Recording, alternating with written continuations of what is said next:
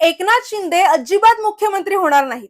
देवेंद्र फडणवीसांनंतर चंद्रशेखर बावनकुळे महाराष्ट्राचे मुख्यमंत्री होतील असा दावा खासदार संजय राऊतांनी केलाय. म्हणजे देवेंद्र फडणवीस लवकरच केंद्रात जाणार असल्याच्या चर्चा रंगू लागल्यात.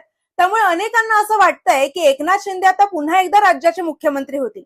मात्र संजय राऊतांनी असा दावा केलाय की मुख्यमंत्री पद भाजप पुन्हा एकदा स्वतःकडे ठेवेल आणि पुन्हा एकदा विदर्भालाच मुख्यमंत्री पद मिळेल. पण राऊतांनी चंद्रशेखर बावनकुळेंचंच नाव का घेतलं याच्या अनेक शक्यता आहेत. एक म्हणजे चंद्रशेखर बावनकुळेंचा वाढता जनसंपर्क आणि दुसरं कारण म्हणजे त्यांनी महसूल विभागामध्ये घेतलेले ऐतिहासिक निर्णय. म्हणजे चंद्रशेखर बावनकुळे महसूल मंत्री झाल्यानंतर त्यांनी असा काही निर्णयांचा धडाका लावला की विरोधकांनाही त्यांचं कौतुक करावं लागलं.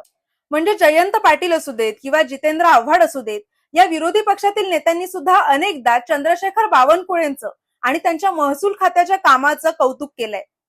त्यामुळे त्यांची कामाची पद्धत आणि जनसंपर्क पाहता भाजपचा एक आश्वासक चेहरा म्हणून चंद्रशेखर बावनकुळेच मुख्यमंत्री होऊ शकतात असा दावा संजय राऊतांनी केला.